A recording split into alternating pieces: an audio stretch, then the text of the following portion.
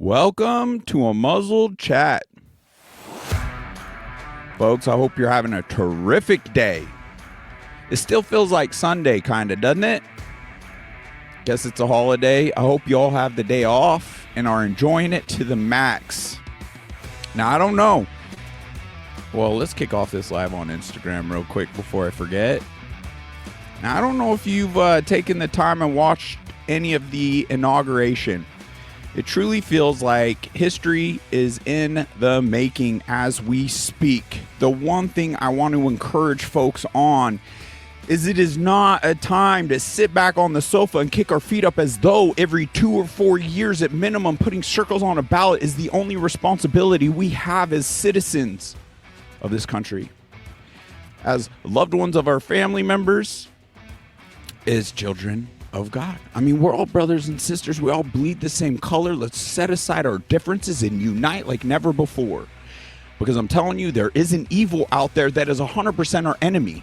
So let's reprioritize things. Why be at each other's throats over the 5%, the 10%, the 15% of our differences when there's 100% an enemy knocking at our door? Let's address that.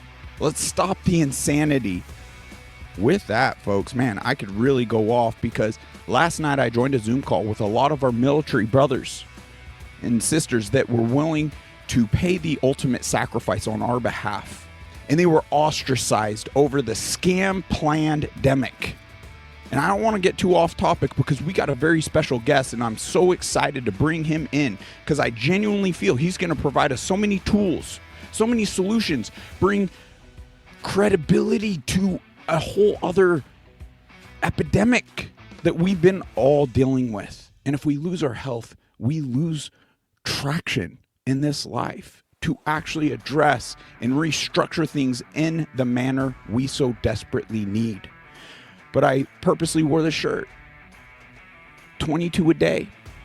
I believe that number is far greater than 22 a day. So let's stop projecting as though we support our troops and show up in effective ways. So check out the Forgotten Soldiers podcast. If you haven't tuned in, you got real stories. They're exposing what took place in the tyranny, and it's great. What Trump is announcing, back pay, reinstatement, things to that nature. However, if we don't properly clean house and hold those accountable that pushed criminal illegal orders on our men and women, weeding out the most morally upright there is, then we're not addressing the threat properly.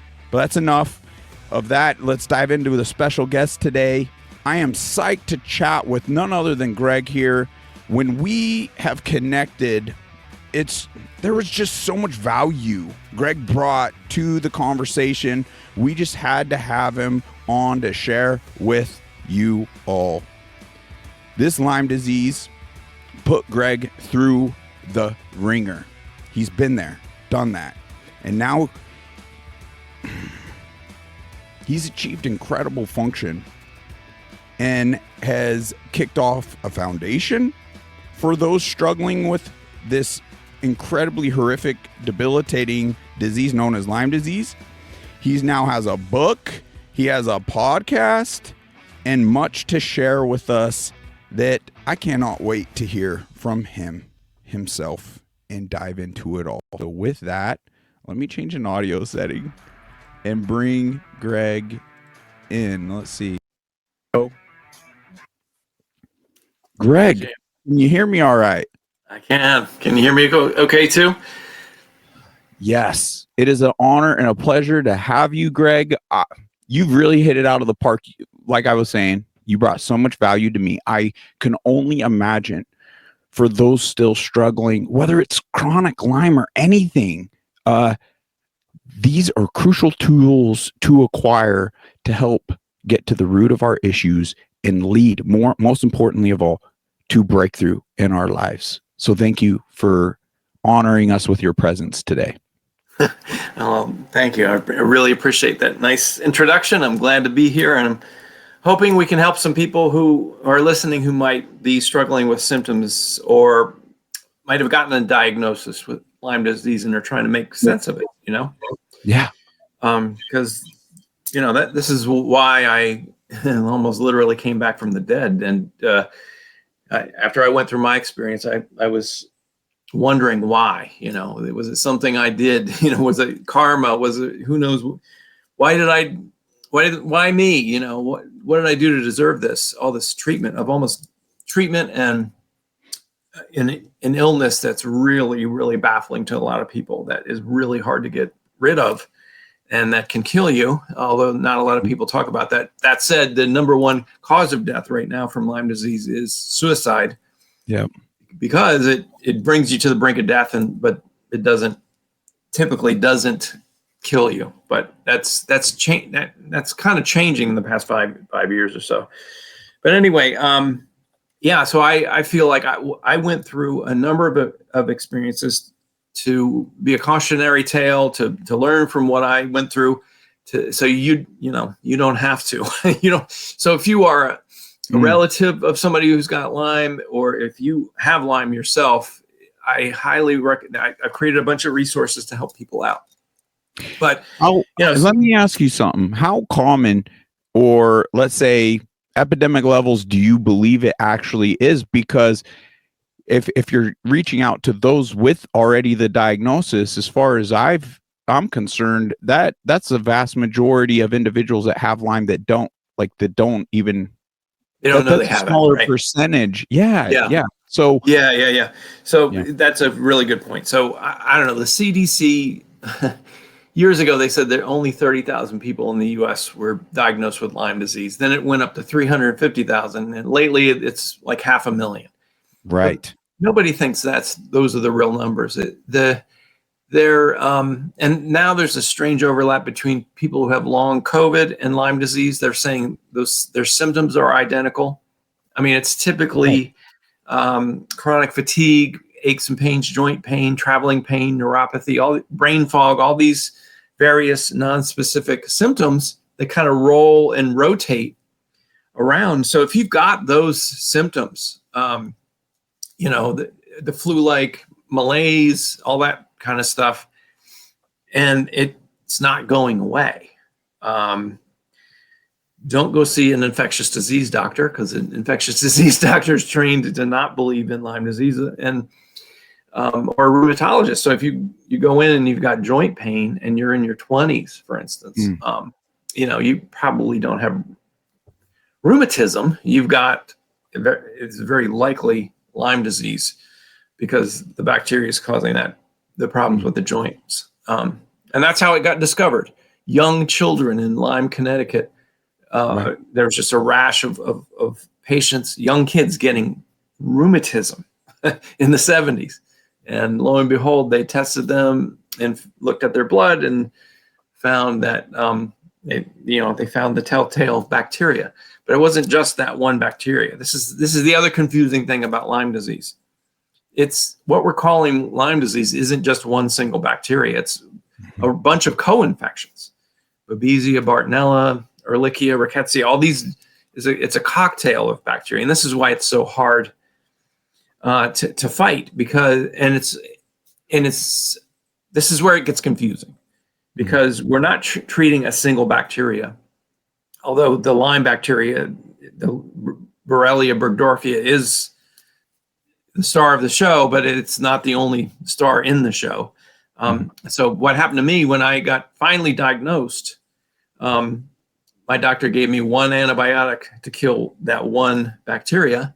And lo and behold, I had all these other bacteria in my body as well. So it may have killed the pathogen load of the Lyme, but I still had all of these other symptoms of Bartonella and Babesia. And these are things that they didn't test for a year.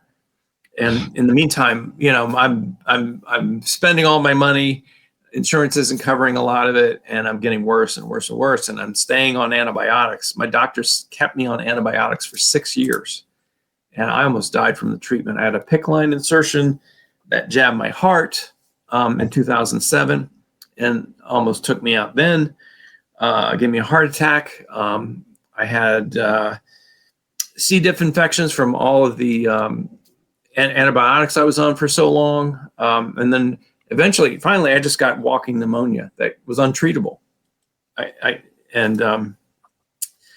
So I had to go to herbal treatment. So this is part of my journey where I left the reservation, where I stayed in the care of Western medical doctors who live in my state, Connecticut, where it was discovered. You would think that the standard of care here would be good, but these doctors just only had one tool in their toolbox, and it was pharmaceuticals, which up to that point I thought, well, we live in an advanced country where, we've got the best medicine. They've been working on these medicines for 150 years. So, Right. Why would I go outside of that? That's what my doctors were telling me. And I would ask them about herbals, and they would say, well, why would you, they don't work. Nothing's as strong as antibiotics. And when finally I got to the point where I'd done antibiotics for 6 years, and anybody I say that to is, understands like how bad that is for your body, especially your gut. Right. And, but my doctors didn't say that. So I was on 4 or 5 different antibiotics at a time. And then finally my system just shut down. How long were you symptomatic, and now reflecting back, how long do you suppose you had it and they were unable to hone in, and then you finally got the Lyme positive diagnosis? What do you suppose that span of time was for you? I know exactly. It was about 2 years, because 2 years. It was when I moved to Connecticut. So my wife and I moved from the Philadelphia area into Connecticut. Mm. And honestly, it was not long after 9/11 that I started noticing these symptoms, but they weren't typical to Lyme disease. This is why nobody, even thought to draw blood, for a Lyme test, because number one, I didn't pull a tick off of me. And number two, my symptoms had more to do with my digestion. So I didn't have these other symptoms that I rattled off. Like, I did have brain fog, but I didn't have joint pain. I didn't have kind of the flu-like symptoms. My symptoms were very strange. I would eat a meal and I would just get wiped out. I would feel like I'd been drugged. I'd have to go lay down and take a nap, like in the middle of the day. And and the food would give me migraine.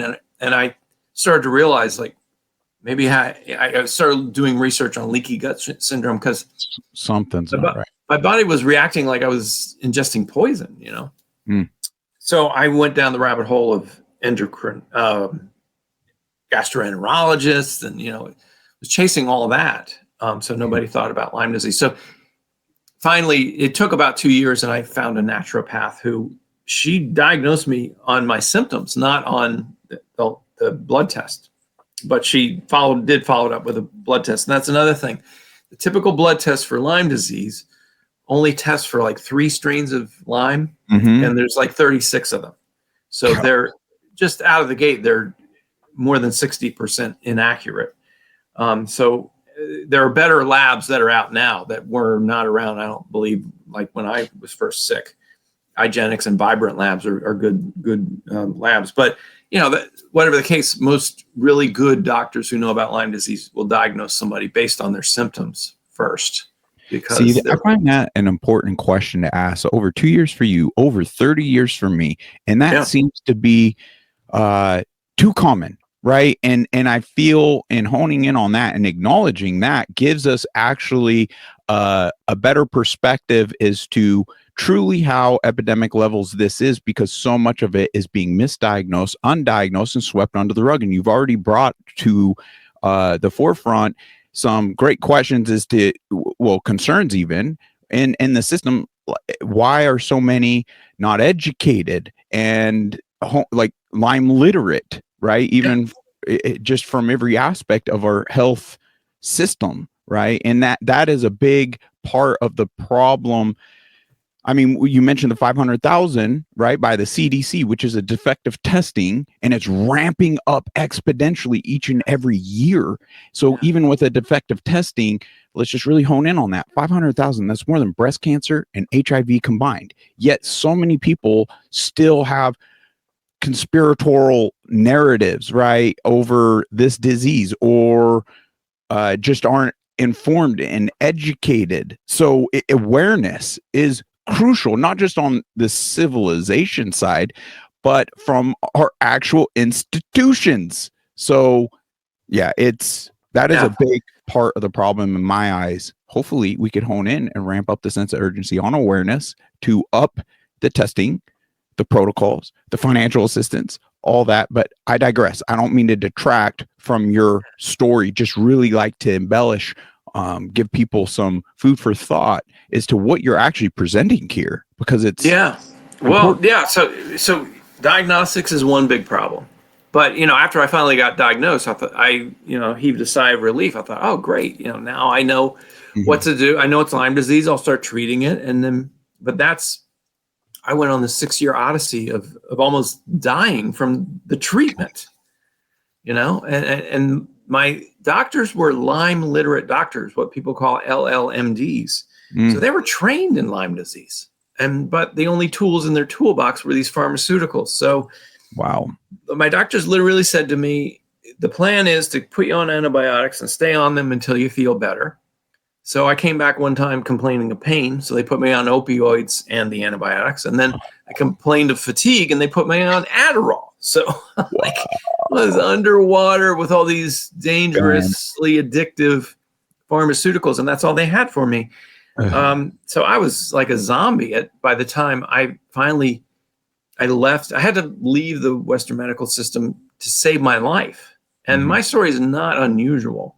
No. So and what you were starting to say is the parallel between, I've talked to thousands of Lyme patients at this point because I've become a Lyme advocate.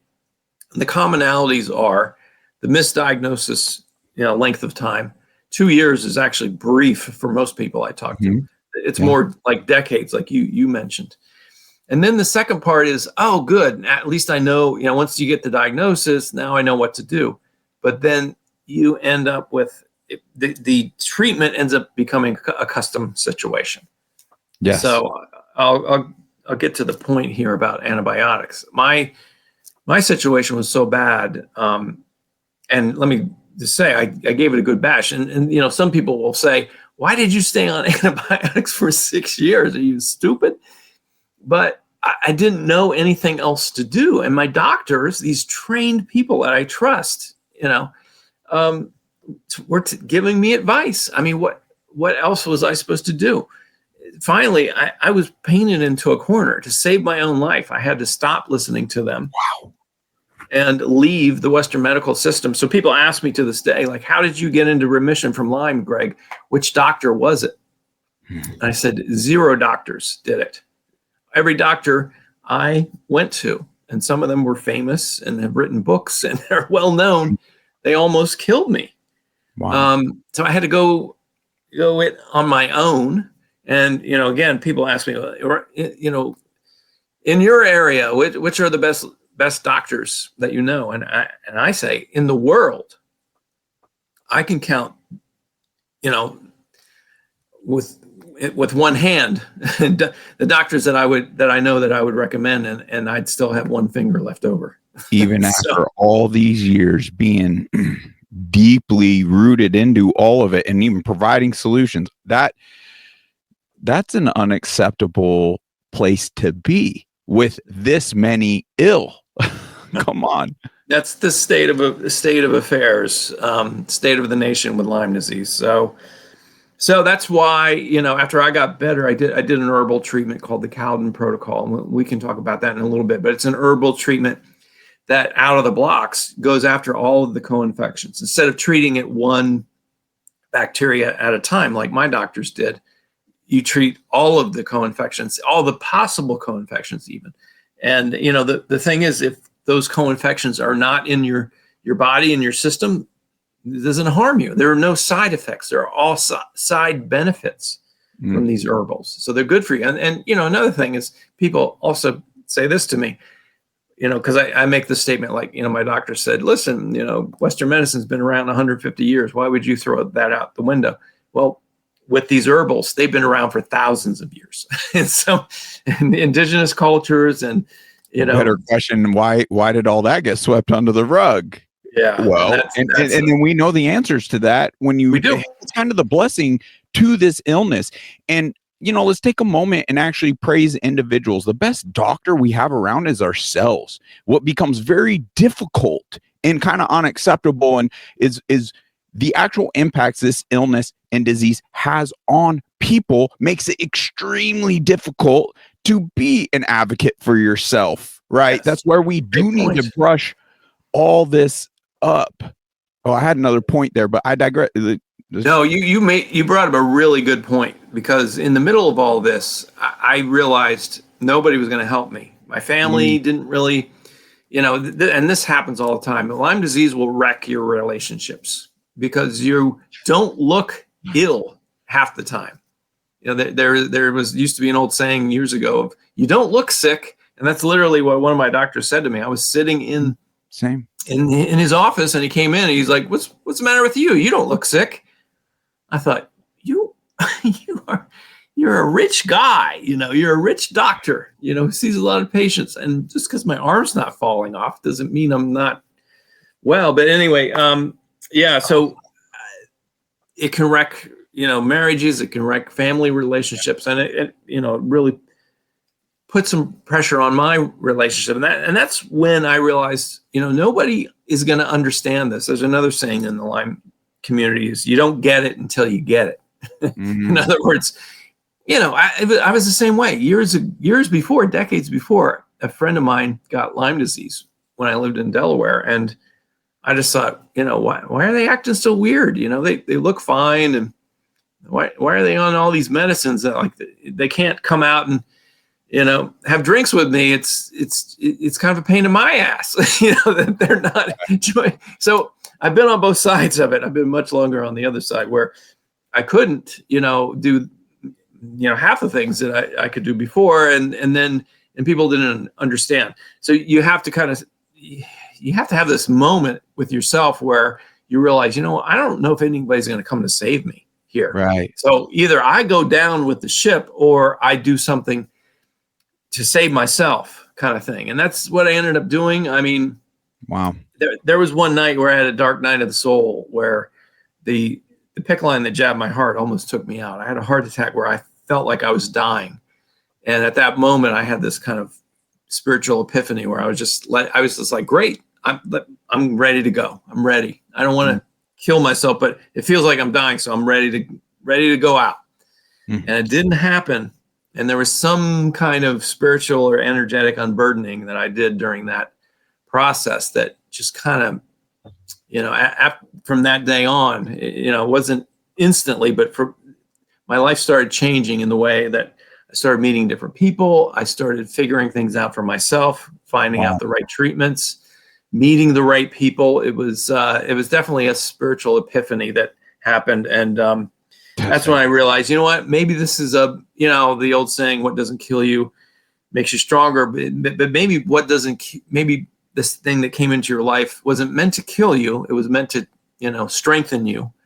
And that's really what it did. I didn't ask for it. I didn't think it was something that I wanted to do, obviously, but it's the reason I wrote a book about it. After I started getting better, I started realizing all that crap I went through, almost dying and feeling awful for, almost a decade, that's behind me now. And I'm not going to hang on to it. I'm not going to, use it to define me, but it's informing my life from here on after. And I can use that as a gift of experience. That's like climbing a mountain, right? And, that's like climbing a mountain where you get frostbite and your feet fall off. It was a rough one. But when you can come back and tell your story to people and help them not have to go through what you went through. That's where I started realizing I was grateful for the experience. So that's why I called my book The Gratitude Curve. So that's it. Anyone that's struggling, knocking at death's door, we've been there. And how does one go from that to literally having gratitude for that illness, for that suck? That just speaks wonders. Just hang on to that. To this day, I'm still in the fight for my life with this thing. And there's moments I hang on to that and it gets me through. And one of the, to the point we were touching about the herbals / pharmaceuticals, that's one of the blessings is we've really looked into it, honed in on the real solutions. Nature, excuse me, isn't patentable. Like you can't patent nature, right? Right. That's why we've walked away from the real solutions, because there's been all this blind trust in the white lab coats. We've been programmed and indoctrinated and not trust, or just blindly entrusting and not questioning, bringing the right questions and discernment to any of that. And we've gotten so off track. And it does go beyond our Western medicine being for profit. They're not in the business of health and wellness. They truly aren't. There might be individuals where their heart is in the right place, a certain nurse or practitioner or MD. Yeah, their heart's in the right place. But most of them, when they have their breakthrough, they end up in a remission of their indoctrination and they get back to practicing medicine, which involves all these natural products, which is in enriching the big pharma and the insurance companies, all these corrupt layers to everything. That's why most naturopaths at this point don't even deal with all that corruption. And it's just a cash pay system, to where their license can't be held over their head, just their insurance, whatever, contracts. So just to really, there's really something to that, folks. And it's beyond just the profitability. There's desired outcomes, because in that industry, you got to think of it. Do they profit in cures and health and wellness? They do not. They profit when we continually are sick.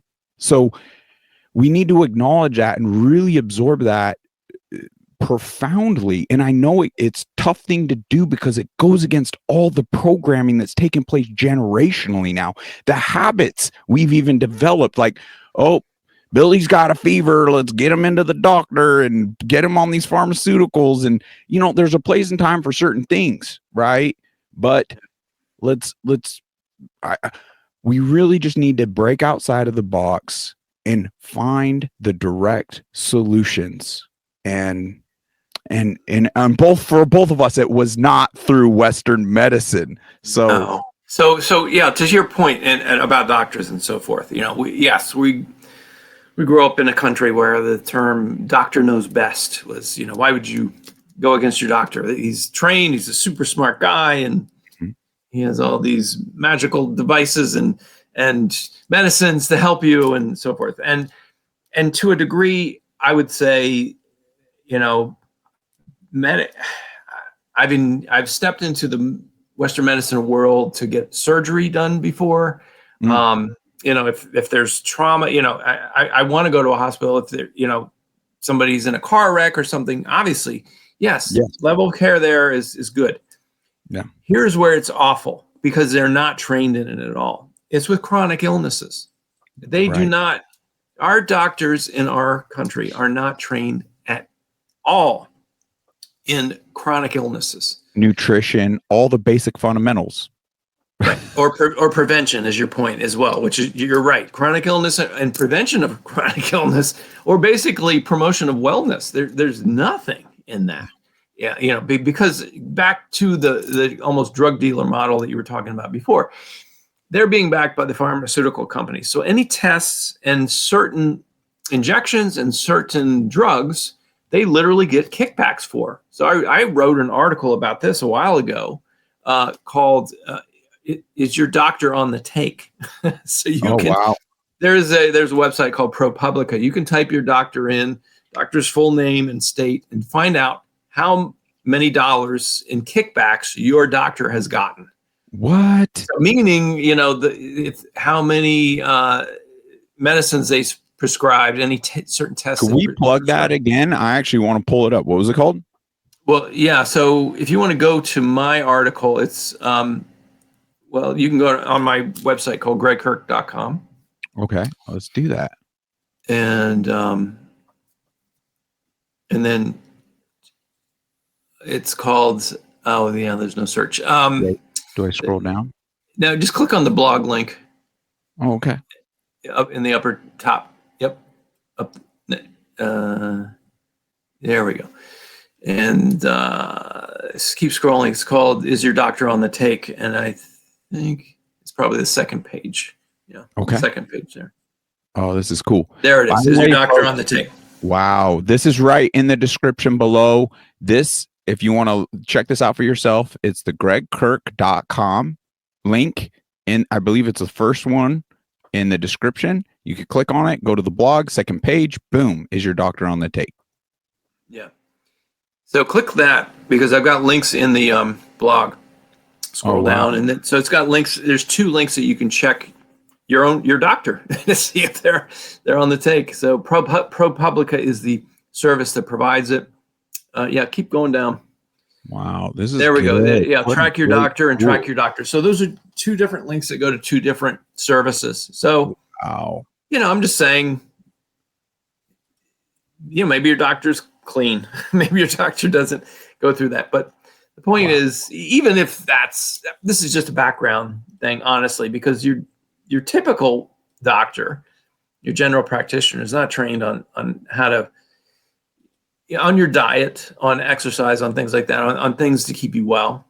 And but if you come in with symptoms like I did, my doctor literally said this to me, my general practitioner, when I came in complaining of the strange symptoms when I ate. I said, what's going on? And he did a set of tests to, tests like see if I had cancer, diabetes, or heart disease. And I didn't. So then he thought it was crazy. That was his diagnosis. So first he said to me, your symptoms aren't life-threatening, so maybe you learn to live with them. He literally said that. And I said, what? You're not medically curious about he goes, no, I think there's something wrong with you. But he goes, let me ask you this. Are you depressed? And I said, yeah, I said, I think I know where you're going with this. I'm not depressed, and I'm not depressed first, and then that's making me sick. I said, I'm the other way around. I feel ill, and that's bumming me out. That's making me depressed. So I don't feel like I've got clinical depression. He didn't listen to me. He wrote the name of a psychiatrist he wanted me to see. And at that point I said to him, listen, you know what? Wow. I'm paying you for a service. So this is like, I'm bringing my car to a mechanic. You're giving me really lousy diagnostics right now, and I'm not getting my money's worth. So I'm not coming back. I like you're that analogy. not, you're fired basically. So we need to understand that in this country, because we have this reverence of these doctors went to a lot of college and they make a lot of money, so they know everything. They don't know everything. They know certain There's more things. value now to me in life experience than any freaking piece of paper. Duh. Yeah. and also all the Lyme patients I talk to, they know more than most doctors, right? Because they have to become students of the illness, like I did. Right. So I had 12 years of experience learning the ins and outs of all the co-infections, all the side effects, all the impact that they have. So I knew more than my doctors. So then I just thought, all right, I'm going to find a treatment that covers all the bases while also bringing my immune system up. Because I realized that the idea on how to get well from Lyme disease is to knock the pathogen load down, build your, clean your gut out, which is where that's the seat of your immune system, and build your immune system up so it'll handle whatever remnants of Lyme are around. Because Lyme is like Lyme. Well, I'm calling Lyme. It's all the co-infections. It's everything. It doesn't completely go away. People are like, "What? Is there a cure?" But and I was just literally talking to a patient about this earlier today. She's like, "Oh no, I'm going to have to look over my shoulder my whole life." And it's like you don't understand. In the human body right now, we're walking around with about 2 pounds of bacteria and other things that we're fighting off because of our immune system, right? And one of the co-infections from Lyme disease, they're calling it a co-infection, but it's Epstein-Barr virus. And that's in everybody's body. Everybody who's walking the earth is exposed to Epstein-Barr. And, a lot of people don't get it because their immune system's strong enough to fight it off. So that's the whole point. Your immune system is very, very strong if given a chance. And given a chance by, eating good foods, getting good rest, staying out of a toxic environment. And by that, I mean not just like a moldy house or a bad, electromagnetic radiation or anything like that, but toxic relatives, who stress you out, that can be just as bad, just as impactful as living in, a toxic environment where there's, chemicals going into your body because you work in a garage or something where paint fumes you're smelling every day. That's bad. Toxins are going in your body. But if you're living with, a mother-in-law who screams at you every morning and tells you, that you're horrible and you're lazy and you're not really sick, man, that can be just as detrimental. So Wow. if you remove all those factors and give your immune system a chance, you can bounce back. Almost anybody can. Your immune system is extremely powerful. This is why I got upset during COVID times, because people were just throwing their immune systems out, not realizing that your immune system can fight off, various diseases really, really well. And the only time you need to be worried about your immune system is when you're under some level of stress, physical, chemical, or emotional stress. So. Wait, you couldn't be bringing up something regarding the talking heads, our own government, not providing real solutions for all. I mean, my goodness, I can't even cater to the jokes at this point. They demonized everything that was good for us. If they genuinely cared about us, they would have said, get sunshine, get grounded, eat healthy, maybe step away from the alcohol and the things that just naturally would have helped us. Like social interaction is a crucial aspect to this life as well. Go ahead, you were gonna say something. Yeah. Well, during COVID, the one thing that really stood out to me was the whole march was toward just get vaccinated, and hardly any focus on treatment of people who were sick. As I say, it's like with Lyme disease. So let's use the wildfire analogy. So people in California, wildfires, right? So people get burnt. So it's one thing to focus on the fire and to put it out. Obviously, you got to do that. But what about the people who are getting burnt, right? What do you do for them? That's what's happening with Lyme disease right now.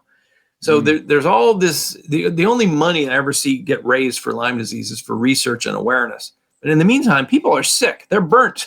So wow. It's almost, and by the way, the research that I see being done for Lyme disease is almost like they're doing tests on, we're testing the burning buildings and we're trying to see how high the temperature goes up. It doesn't even have anything to do with anything logical about better diagnostics or better treatment. It's just, it's a money laundering situation, in my opinion. But anyway, back to this. Yeah. The only treatments, so certain doctors were coming forth and saying hydroxychloroquine and ivermectin are really working against, the virus, the COVID-19. And almost instantly, we heard that these were dangerous drugs. Oh, I've taken them for Lyme treatment, and they're well known for Lyme treatment. Hydroxychloroquine or Plaquenil, very well known to fight Babesia. Babesia is a parasite that's a cousin to malaria. It's one of the common co-infections. So many patients I know have taken hydroxychloroquine and were on it during this, and then all of a sudden they're finding out, oh, this will kill you. And then ivermectin I've taken myself, not because I'm a horse, because I got diagnosed with intestinal parasites. That was one of my intestinal problems way back when. So I went to see the foremost parasite doctor in Manhattan, who's since retired, and he gave me ivermectin. And this was, 10 years before now I'm hearing ivermectin. What? They don't they give that to horses? Well, yeah, they do, but they give it to people first. It was developed for people. And it's not, I grew up in the Midwest. Listen, it was not uncommon for people on the farm to use the same deworming treatments for the kids as well as the livestock. It's the same stuff. And you can just put a horse on the cover and say it's for horses, but people can take it too and vice versa. So, and to be honest with you, before any of this ever happened with COVID and all, trying to make certain drugs look bad. I was hearing in the Lyme community about people could not, for whatever the reason, they couldn't get on antibiotics, and or they couldn't afford them, and they were going to aquarium stores and buying the doxycycline that it was for fish, and they were taking it themselves. And it's the same thing. It sounds crazy, but was their only access to it. But it's the same doxycycline for people as it is for fish. So I don't know. That was a red flag for me when all that nonsense went on about trying to make certain. Plus, as we were talking about drugs being on patent and not on patent, ivermectin and hydroxychloroquine. I know ivermectin's off patent now. So in other words, doctors and companies can't make the big bucks off of those two medicines, and that's why, that's why they were not being recommended. If we could take a second to even hone in on our intent in this discussion, I do believe there's multiple aspects guys like you and I would like to cover on this, but more than seeing accountability, more than seeing a restructuring, I think the real value here for people to see kind of the silver lining of the scamdemic, plandemic is it's kind of the smoking gun and actually opening our eyes, those that are willing, right, to see with their own two eyes, use their own two ears, their own gut instincts. And I get it's inconvenient. We would rather entrust blindly because that means it negates all this research that we ourselves have to do or be viewed as controversial, right? But when it's to our health, our benefits, I can't believe we ever stepped outside of questioning things like that. That blows my mind at this point. It's like, wow. And now we, programming all these other things, but I don't mean to get lost in this thought. So with people properly acknowledging what in fact took place in all this demonization, more important than accountability and the restructuring, which is important on an individual level, seeing that, wow, there's a lot of opportunity I have in breaking free of this cage I've been put in this box, and really now viewing the potentials and the real solutions, because at the end of the day, my intent is truly to see the best version of you, whoever's on the other side listening or viewing this. That's what's important. I don't want my point about all the stuff that I said is not to get political about it all. Although the medicines and everything about the pandemic got politicized. I start off one of my jobs years and years ago was a newspaper reporter. So I covered both sides, and I'm an independent, so I see what's going on in both parties, right? So I'm not coming from that perspective. I'm coming from the perspective of truth and self-empowerment. So I see something wrong, like, people saying ivermectin and hydroxychloroquine are dangerous and should not be used. Whereas some doctors are coming forth and saying, no, I've got hundreds of patients who are doing well and recovering, and then they're being censored. I don't think that's right. And it's not because of I'm not coming from this from any political party, I'm coming from this from experience and from self-empowerment because of my own journey of going through very similar situations with Lyme disease. People telling me I was crazy, people telling me I just learned to live with my illness, and people telling me that what's the matter with me? Why don't I just take antibiotics for the rest of my life? I couldn't do it. And so it pushed me out of the system. I didn't ask for it. I wasn't looking for it. But now that I'm out of the system, I don't ever want to go back to it again. I think, everyone's better off. I've talked to other doctors who are seeing these kinds of things, and they basically say, if you can avoid it, stay out of the medical system long term, because, it'll suck you in and take you down. So that's why I'm coming from a place of self-empowerment, personal sovereignty, which is basically take care of yourself, eat the right foods as best you can, drink good water, breathe, and hopefully you live in an area where the air is clean and all that stuff, and try to have de-stress your life, and just those little things will build your immune system up, so you won't have to go through these things. Or if you are treating something like a chronic illness like Lyme disease, Right. those are factors you need to take to try to help give yourself a chance. But then take some herbals that go after these things. As I've said to people, this Lyme disease is a life-changing illness, so your life needs to change. Okay, so it's information. It's pointing that some things are imbalanced in your life, in your body, and don't make it worse. Make it better. And one of those factors is, aside from finding the right treatments, was mindset. So just kind of stumbling on the fact that one night I watched a comedy show with my wife for an hour, and this was in the middle of doing antibiotic treatment, so I was feeling like a zombie. And we laughed for an entire hour. And then, this is how long ago it was. We were watching it on DVDs. So I turned off the DVD, and I turned to her and I said, "Oh my God, I laughed so hard, I forgot I was sick." And then, and I was like, "Wait a minute, that was real. I did forget I was." Yeah, I mean, the whole laughter is medicine thing. I was like, "Wait a minute." So for an entire hour, I wasn't sick because I had all these endorphins and dopamine going through my body. I was laughing. I'm like, that was a real thing. So that was like a medicine I took. So, so that's the power of mindset.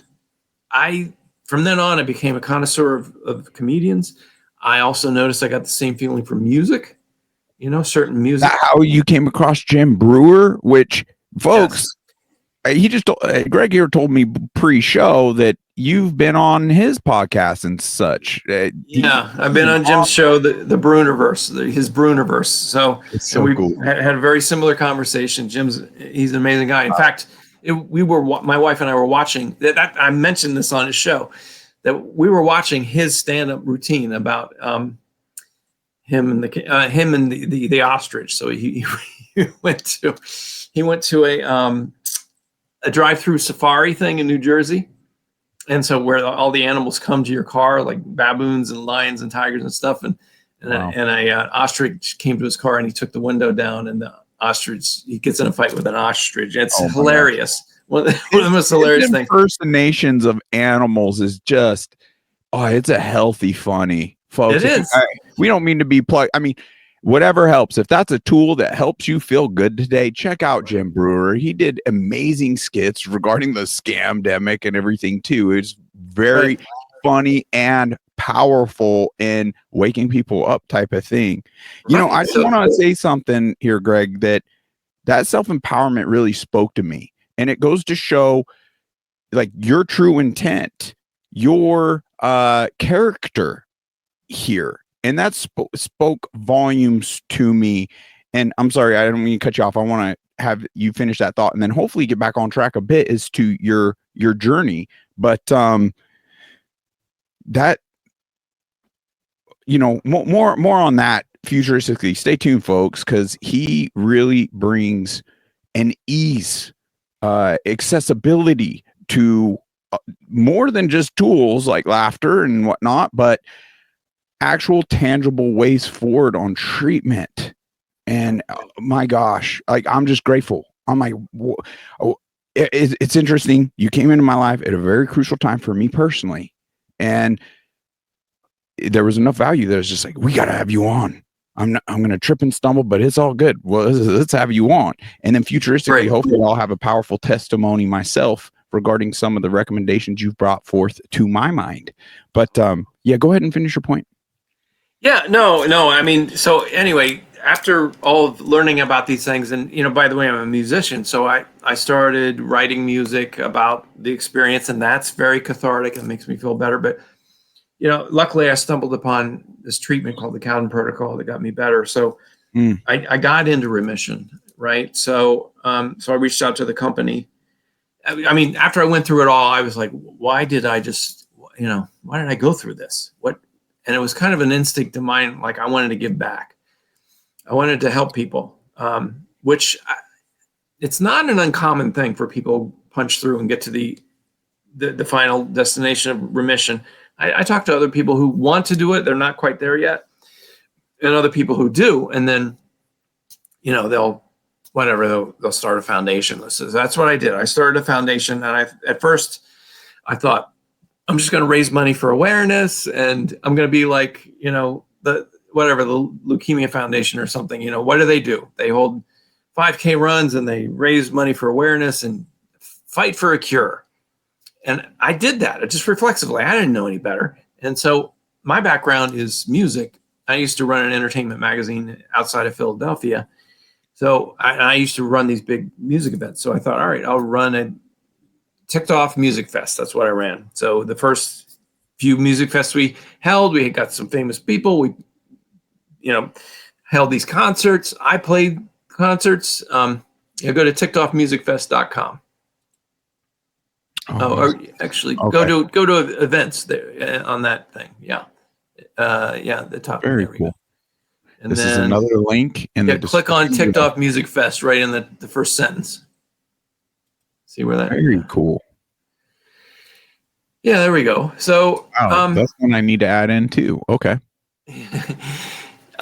So I did this a couple times, and we had big concerts, and it was a cool thing, but the weirdest thing happened that I didn't expect. The people came to these concerts. I thought it was just going to be people coming to see the famous bands playing or the fans of the music. And then they were going to donate money to, the Lyme cause. No, Lyme patients showed up. And I don't mean patients who were well. I mean patients in wheelchairs and walkers and oxygen tanks even. They were coming to these shows, and they were coming to me and throwing themselves in my arms, crying, saying, I need help. Help me. I don't know which doctor to see. I don't know what treatment to go on. And I just thought, what the hell is going on in the world of Lyme disease? There's no support. Mm-mm. People are coming to a concert to find out about how to be treated. Wow. What the hell is going on? So that's when I thought, all right, let me pivot from Ticked Off Music Fest to Ticked Off Foundation. Let me start a treatment foundation that helps people find the right treatment, helps them then stay on the treatment. Because, originally Ticked Off Foundation was started as a way to keep people from killing themselves or, to help them avoid the Lyme-related suicide that was, in the leading cause of death. But now it's become... So this is when I reached out to Nutrimetics, the company that makes the Cowden protocol. You've been in this game for some time, my friend. 2013 from this music festival, and then the foundation getting founded in 2015. You're bringing, you're healing right here in the bio. 2011. You've been in the game, my friend, for some time, and I gotta tip my hat to you, brother. Like now it's coming full circle in my mind. All the value you bring in, and I felt and I've seen personally myself. So I'm so grateful men like you, dare I say, went through what you went through to help the community, help the cause, bro. And I'm grateful. I don't think it's going to come any other way. I think the best help comes from people who've been through it. They're the people you can believe, because believe me, there's a lot of charlatans, and unfortunately, there's a lot of Lyme literate doctors who don't have Lyme disease who are just taking, like my doctor charged me $1,000 a visit and didn't take insurance.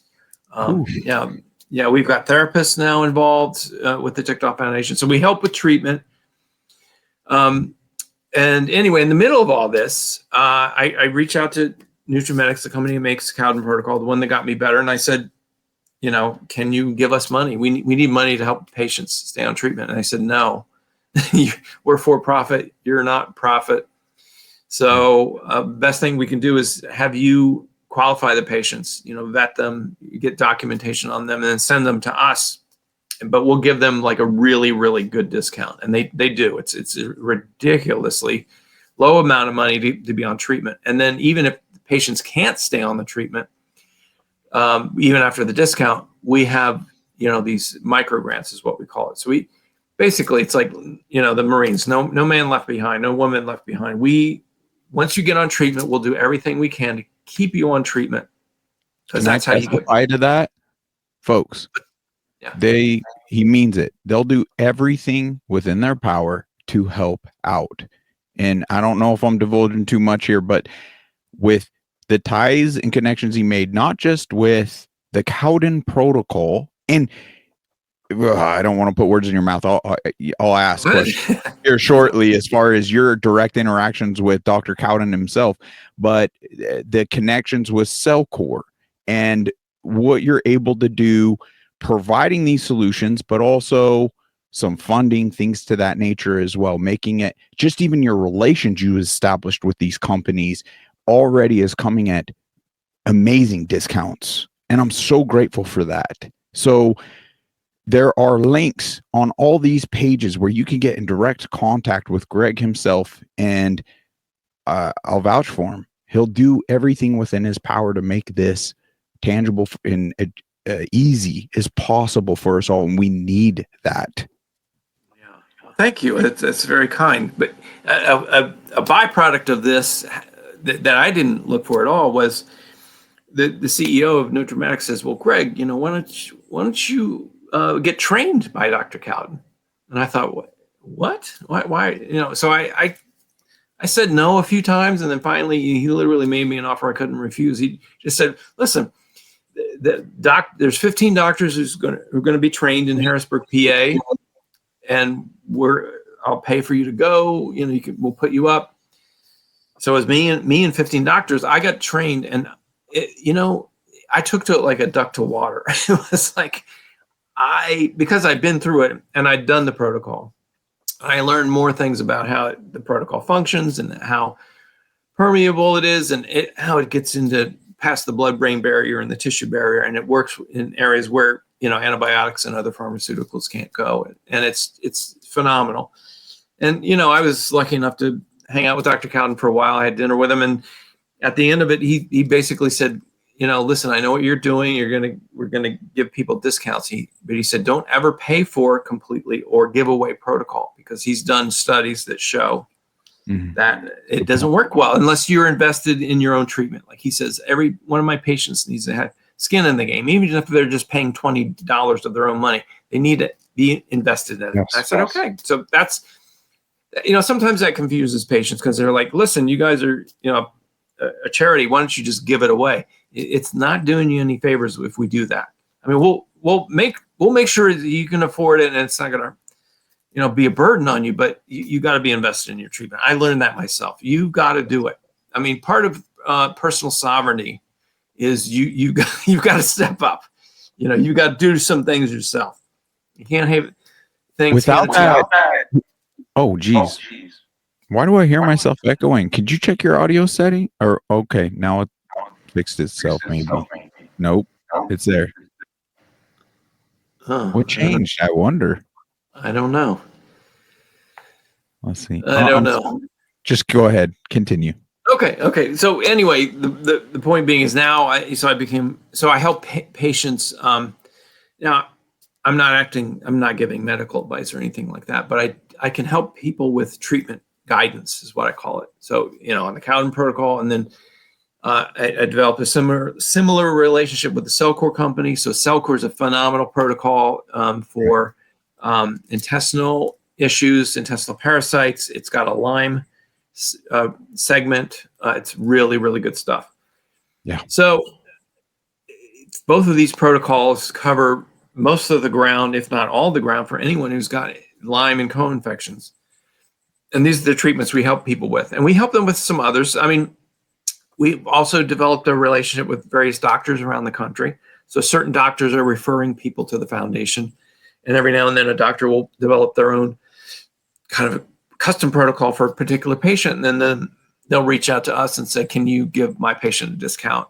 And can you support them?" And we do, of course, But while this was all being set up, and this is where I didn't see this coming in a million years. So I set up the foundation, got these protocols going, got trained by, Dr. Cowden and Cellcore. People started saying to me, "Gregg, my cousin doesn't need financial assistance, but my cousin would pay you to know what you know and to go on treatments and would still like some level of discounts, maybe not as good as what the foundation offers for Cowden Protocol or Cellcore or anything else. And I became a health and wellness coach. I'm a certified health and wellness coach, and I help patients I opened a clinic in 2017 called the Lyme Recovery Clinic. And I do in-person consults and treatments, but also, through Zoom and telemed, teleconference, phone. So Lyme Recovery Clinic is the other thing I do, and that's for profit. And that's, I also do energy healing through that. So that was another thing we didn't even talk about that figures into it's the whole mind, body, spirit thing. So I did a great job finding the right thing for my body, the Cowden Protocol, and my mind, so I was listening to comedy things and music, but the spiritual thing happened to me as well. And, literally that day that I felt like I was going to die. And I started having these, somewhat supernatural experiences, and started getting these really great intuitive abilities. And I've been trained in Reiki prior to that. And I started doing Reiki. I introduced Reiki as an adjunct modality to, the Lyme treatment. And I've had some patients go into remission just from that. So I gave a presentation 2 years ago at the Lyme Bites conference in Connecticut. This was me sticking my neck way out, where it's nothing but doctors, and it's me giving a presentation saying, here are 5 case studies of patients I've helped with energy healing. And it's varying degrees. One patient had, I'll just call it was a miracle. She had a miracle, because not only did she heal from Lyme disease, but she had a rotator cuff tear that went away during the treatment. And it wasn't even an in-person treatment. It was over the phone. So, I was just as baffled and happily surprised when she came in, the week after and said, by the way, I went to my doctor, and she was getting measured with the CAT scan for the rotator cuff tear. They wanted to see how big it was because they were going to do surgery on it. And the doctor said, what happened? It's gone. Wow. And then she says to me, by the way, I don't have Lyme disease anymore. And that's when I thought, okay, I got to write this stuff down. We started documenting it. So that's the big story, but there's other stories of healings and so forth. And so Lyme, energy healing doesn't do that all the time. It's based on the needs of the patient, and also the level of belief in the patient. The patient has to feel good about and believe that energy healing will actually work, or they can block the treatment. I've seen that happen, not just with energy healing, but with actual treatment. I've seen patients, have a bad attitude about themselves and believe that they don't deserve to heal, or that they're in fight or flight. So that's going to block healing. And I've seen it happen. I've seen people take treatments that have worked on hundreds of other people, and it just bounces off of them because they're in such a bad state of mind, blocking everything. So anyway, I gave a presentation at the Lyme conference 2 years ago, thinking, oh, these doctors are going to think I'm just out of my mind. But, I presented it very scientifically with 5 case studies, just like they do. I've watched, a million doctors give presentations where they give case studies. I did it in the same format, and I've become friends with several doctors. Some of them wanted to get healing sessions themselves. And then after doing that, some of them are my ongoing patients now, more for stress relief and things like that. But so that was another side effect of all of this. So I got a wild story about all this. This was a life-changing experience for me. And man, like I said, I am grateful. That's why I wrote the book, The Gratitude Curve. Gratitude Curve. I'm grateful for where I am now. I'm not grateful for the suffering I went through. That sucked. That was the worst part. No, but I'm grateful for now having had that experience, that gift of experience that I mentioned, because now I have a story to tell people. Giving them some things to avoid, and also to let them know. I say this all the time. It's like, listen, I feel like I swum to the other side of the river. I got there to the land of remission. You guys don't have to swim the same way, or maybe you can't even swim, but I can help you as best I can with the things that I know. And is every single thing going to work for you? No, it's not. But I can help you at least understand you can get into remission. It is possible. And B, let's figure out a way that what's your path? What's your unique path? Because everybody's got a unique, genetics, everybody's got a unique living environment situation. And, so everybody, it's not just one size fits all situation with Lyme disease and any other chronic illness. So, right. If you would humor me, go to it's so interesting. I hear myself echo and then I don't. So we'll just run with it. But I was going to have you do the echo cancellation. Well, you have the echo cancellation, but also the background noise one. But right now it seems good. It hasn't changed there. Well, that's what's amazing with the actual Cowden protocol. A lot of the cell core, they're not, like, to your point, once again, they're not like our treatments before and doctors trying to address things one step at a time. And they had their explanations and their reasons, but the outcome was never a desired outcome. So this kind of impacts all aspects, like metal toxicity, mold toxicity, parasitical, just all of it. So, I mean, we know about Herxin, so I'm gearing up. I'm just excited to see where it leads. But as you've talked, I mean, Gregg, it's so powerful, your situation, and some might see, like this doctor bash sesh or whatnot, but no, ultimately it's our personal stories. It's real. You can't discredit that. And I'm telling the truth. Yeah. I don't have an agenda with this at all. I'm just telling you what happened to me. Right. And what led to breakthroughs, what led to solutions. And it wasn't the Western medicine infrastructure. It was this holistic, frankly, that Cowden protocol. It sounds like, I mean, let me just ask you directly. Do you attribute that to really getting it to a remissive state in and of itself, / also, you had that spiritual experience, things of that nature, but what singularly would you attribute some of your greatest breakthrough and getting to a remissive state? Okay. We're going to go down a quick rabbit hole here. So I don't believe there is one silver bullet for Lyme disease. You're going to have to do a number of things. So the Cowden protocol was instrumental, but let me tell you what happened. So I had been on some herbal treatments and I just wasn't getting better. I was on another protocol, the Chinese medicine protocol, for a year and a half.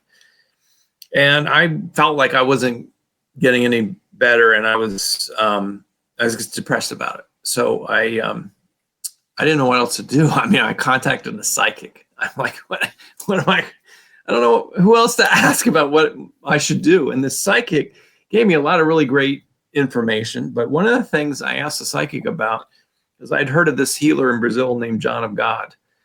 And I just want to stop right there because some of you will hear that name and say, oh, that's the guy who molested women and he's in jail and he's a scam artist and he's a charlatan and all this stuff. So part of that's true. He is in jail now. He molested some women, but we've heard about this in the Lyme, the healing arts, or there's a lot of gurus. There's a lot of people who rise up. They start off helping people on a massive level, and then I don't know what it is. It goes to their heads or whatever. But I'll just say this: the psychic said, "Yes, I'm saying you should go down there." I went down there, and I experienced a transformative healing. He never touched me. I flew down to Brazil. I went through this experience. This is on my website, by the way. So if you want to hear the whole thing or see it, you can actually. Yeah, if you want to, why don't you pull it up? Go to my main website, Gregg Kirk. Yeah, there you go. And just toggle through, let it go through. To the right of the circle, there's a little kind of shadow area. Yeah, click that. Yeah. Click that now. Click that. Whoops, go back. There's the gym. Click the center of that. Yeah. This is my story about John of God. Scroll down. Look at this. This is my before and after picture. See my picture there? Yeah. So I went down there feeling like death. 12 days later, my Wow. physical appearance changed. No I kidding. had all of my symptoms went away, and I had a spiritual breakthrough. I witnessed miracles. I witnessed people with stage 4 cancer who their doctors had given them up for dead. I watched them walk away. I watched people came in wheelchairs walk away, and it's anyway. I could spend an hour talking. You bring up something so powerful here, though, that we often discredit God or the spiritual aspects, the just tapping into whatever that is, right? Right. Because miracles do take place. And I even like with your situation, okay, here's potentially a arguably a questionable character, right? But he could still be tapping into potentially something good. I see the more so the miracles tend to take place when a lot of like-minded folk are showing up with love in their hearts on behalf of others and healing and things like that. So there's all these gatherings, whether it be a church setting, whether it be maybe even under this questionable character's umbrella, that miracles can still take place because there's other individuals tapped in that are pure of heart. And Right. we have like miracles can take place with that love in our hearts for one another. There's definitely, it's worth looking into. I mean, there's all the scientific breakthrough, even having intentional prayer, that where they've documented breakthroughs neurologically, dormant parts of the brain from head traumas, things of that nature, entirely becoming healed just with 17 minutes a day, a couple times a week over a couple weeks, fires up. They can literally scientifically prove healing is occurring. So there's definitely a lot to look into there. And it's obviously, there's enough evidence that supports it's worth an avenue for us to explore in this, especially at such a dysfunctional state. To seek. So I love that you're bringing this up. Well, it's a controversial thing. Not that we're skirting any controversy at this point, but Right. when I went to visit, this was back in 2011. It was not this wasn't on the radar, and basically the nature of you going down there is you sit in these situations where there's hundreds of people meditating. And so John of God doesn't touch you or anything, but you can feel these spirits or something. You're feeling things in the air. I felt like electric needles all over my body. It was unbelievable. People would pass out all the time. When they would come to, they would be healed. I mean, it's very unexplainable. They had done documentaries on him. Honestly, it's the healing center that I was more focused on than him. So this was very instrumental for you. Yeah. In so a very crucial time. This put me into remission. Wow. But I didn't stay there. So here's the thing, because, so I was down there for 2 weeks. And then at the end of it, they said, all right, you guys are all getting, and there's people from around the world. And I was in a group of about 25 people. They're from all over the world, all over the country, mainly the US. And they said, all right, a lot of you are here, you've healed. Here's it's almost like, first rule of Fight Club is don't talk about Fight Club. But they were like, the first rule of being down here is don't go back home and waste your time trying to get people to believe in John of God and all this stuff. He's doing fine down here. You don't have to get people to come down here or anything. Just focus on your healing. Don't get into arguments with people. And then they said the other thing is you're going to start to notice the things in your life that are toxic that maybe you need to change and get rid of. So look at the things in your life that might have caused or contributed to your illness. And I didn't do that. I didn't do any of those things. I went in, I got in arguments. Just got back. People from my family. I'm like, I'm healed. I'm like, people need to know about this freaking place. This is unbelievable. One day I watched 7,000 people come in with buses. Every one of them walked out healed. I mean, it was like on a biblical level. So, when it all came crashing down in December of 2018, it was upsetting to a lot of people that he would have squandered his gifts on just some sex. It's like, come on, man. But it happened. And I also believe that I think there were too many people who were kind of revering him as like this, miracle worker kind of thing. I never saw it that way. I just saw it more like you were saying. It was the group of people. There was hundreds of people here. So for the healing to work, the people had to be meditating, and then, a spirit would go into his body. And I watched him cut into people with a knife and they didn't bleed. I watched him scrape people's corneas with a knife. I watched him put forceps into people's heads, and, it's just things that just didn't make sense. But mostly, none of that happened to me. I just sat in a room and felt these sensations all over my body. And it's like 9 a.m, and they're like, all right, now you need to take a cab home, back to your hotel. I'm like, my hotel's a block and a half away. I'm fine. They're like, no, you need to get in the cab, and then you need to go lay down. And I laid down, and I didn't wake up for like 16 hours. And when I woke up, I was herxing, and I'm like, what just happened to me? So I went through a number of those, but I had one day where everything changed. I could feel all the symptoms go away. I could feel my energy change. And that was the day where I went to this waterfall, and it's a whole story about this. I won't get into it, but I went to this, what they call spiritual waterfall, where the water for the waterfall goes through like a crystal cave. Like, it's supernatural. I get hit with the water, and something happened, where I physically changed. So I go back to my hotel room. I get on FaceTime with my wife, and she just takes one look at me and says, "Oh my God, you look different." And, I burst into tears. I'm like, yeah, I am different. I healed. So anyway, I didn't listen to what they said about don't talk about John of God. Don't go, be careful about going back to your life. 'Cause I went back to my life. I ate the shitty food. Yes. We've all. I ate the awful food. I was working in a corporate environment that was very hostile, and all these terrible things. So after about 6 months, the symptoms started coming back, and I was so upset about it. I thought, oh my God, it didn't stick. So I flew back down there. I flew freaking back down there. It was a lot of money to go down there. I was making good money at the time, and it's a 10-hour flight, and you go down there for 2 weeks. And, I'm leaving my wife and my kid. It wasn't easy. What was the outcome of that one? Well, not the great, same. Took, back into remission, and then that lasted for 6 weeks. I'm like, I can't keep doing this. So by the third time I went down there, people started recognizing me down there. They're like, and one young woman came up to me and said, "Oh, hey, good to see you."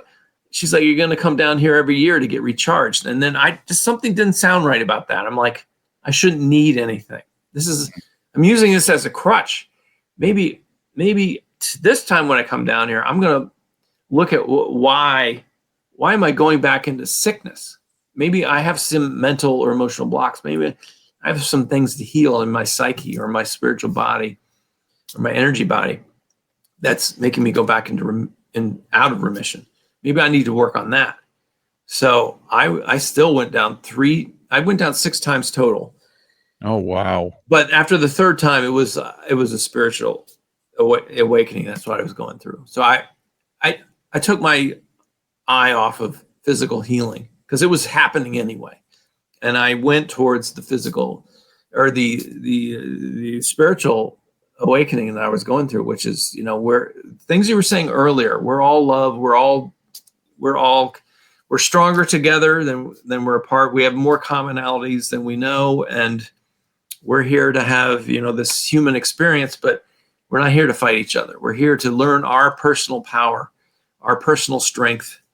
It's so much more powerful than we've been led to believe. And when we get together, it's even more powerful. We're unstoppable. And if we help each other, raise each other up, and understand that love is the medicine, love is the power, love is the strongest thing in the universe. There's nothing to be afraid of when you're in the state of love.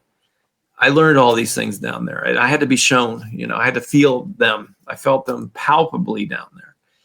And that's where I was like, this is what it's all about. I don't have to go down there to get that because this is universal energy and love.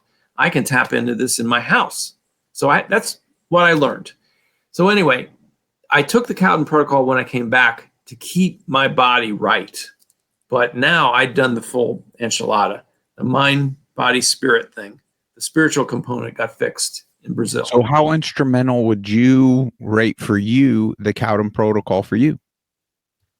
It's number one for physical treatment. Number one. Yeah. That's the best thing I can think of doing for anybody who's got Lyme disease. Cowden protocol is the best broad spectrum, bioavailable treatment for anybody who's got chronic Lyme. Wow. Yeah. Well, I'm very excited. Ordered up my own, so I will keep you folks posted on how this starts working for me. I'm sure there'll be a level of herks, but I'm not scared. I've been there, done that. We've addressed so many things at this point since things went chronic for me. I'm now edging on 5 years, hundreds of thousands of dollars. And it's very promising to me, considering I could look into these specifics of everything it's providing. And it's everything at one point or another we were engaged in, but not ever full at the same time. So I am very hopeful and I'm very excited. And, there's other individuals I reached out that have now been on it for some time, and they got a lot of positive things to say and a lot of optimism. So this very well could be very instrumental for so many individuals, actually leading them to the breakthroughs we also desperately need. And I'm grateful for that. I don't know. You are truly a wealth of knowledge, Gregg, and how can you not be when you really want to hone in and find the solutions?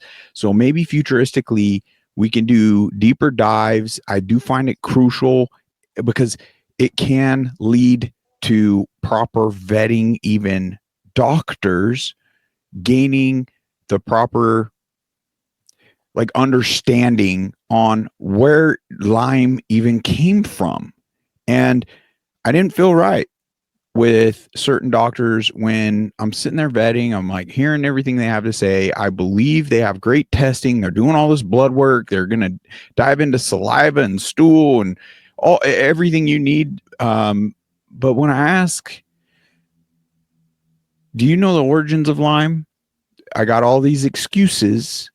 Well, if I focus on all that, I'm not going to be properly educated and present for my patients. And I'm well, couldn't that potentially be keeping you from actually honing in on understanding the origins to honing on the real solutions? So these doctors didn't even want to answer whether or not it's natural, it came from nature, or the potential of a bioweapons program and coming from a lab and man playing God and things of that nature. And on the coattails of the pandemic and gain of function with Fort Detrick and Wuhan and dating back to Plum Island, that weapons lab, I find it crucial. And you have done the research. And it even shows on your main page and things of that nature, talking about, what is it, Lab 257? It's an aspect to all this, right? So that this all me doing research on this started with my my training with Dr. Cowden. During the training, actually, you could, if you want to bring up a graphic, go to sure go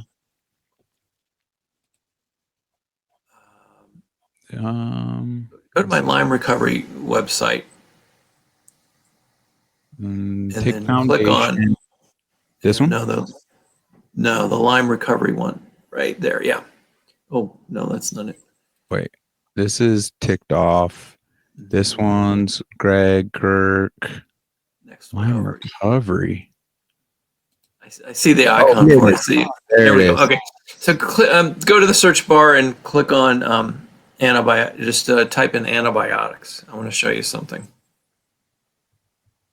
If I could spell correctly. And okay, scroll down a little bit. Keep going. It's my own story about antibiotics. I don't know if I have it on here. Crap. Okay. All right. Well, there's another website I created called LymeKnowledge.com. Sorry about this, guys. No, you're totally good. LymeKnowledge.com. Yeah, go to LymeKnowledge.com. There you go. There's a website I created with the group of other Lyme patients. Now type in the search bar antibiotics. I want to show you something. This is what got me down the research rabbit hole on the origins of Lyme, because people will tell you there. I think they found. Okay, yeah. Scroll down now, a little further. Nope, keep going. There we go. Click on that one. On the picture. Yes. Okay. So scroll down, please. I want to go to that picture. Yeah, look at that picture. So I'm being trained by Dr. Cowden with the 15 doctors back in 2017. And he pulls up this slide. He said, what's going on here is the curly looking thing, that's a spirochete.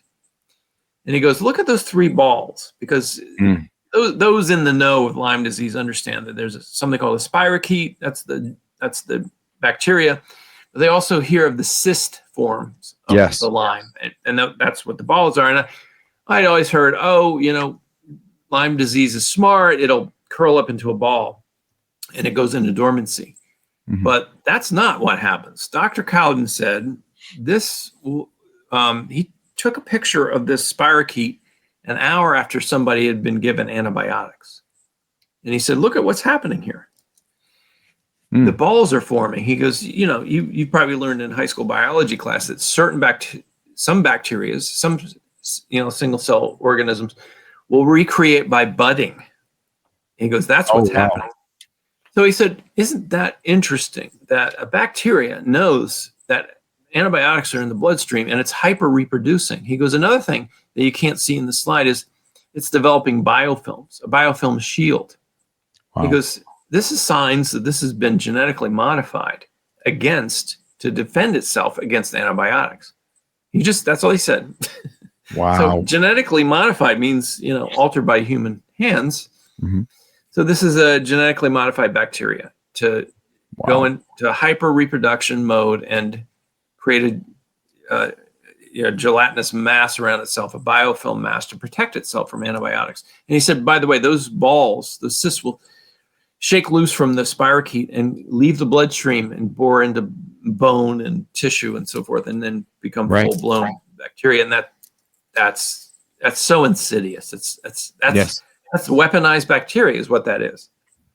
So I went down a research rabbit hole. I read the book Lab 257. I read the book Bitten by Chris Newby. Right, great book. Yep, and looked into the origins of. So there's evidence that the Lyme bacteria, it's not just the Lyme bacteria, it's a cocktail of bacteria, was developed potentially in Plum Island and then shipped to Fort Detrick, where Willy Bergdorfer put. There's if you want to go back to my Lyme disease should not be treated like an typical infectious disease, back on my main website, the Gregg Kirk website, because I want to show you something in there. Because there's a picture there that is from Chris Newby's book that is unequivocal. Just go to the blog.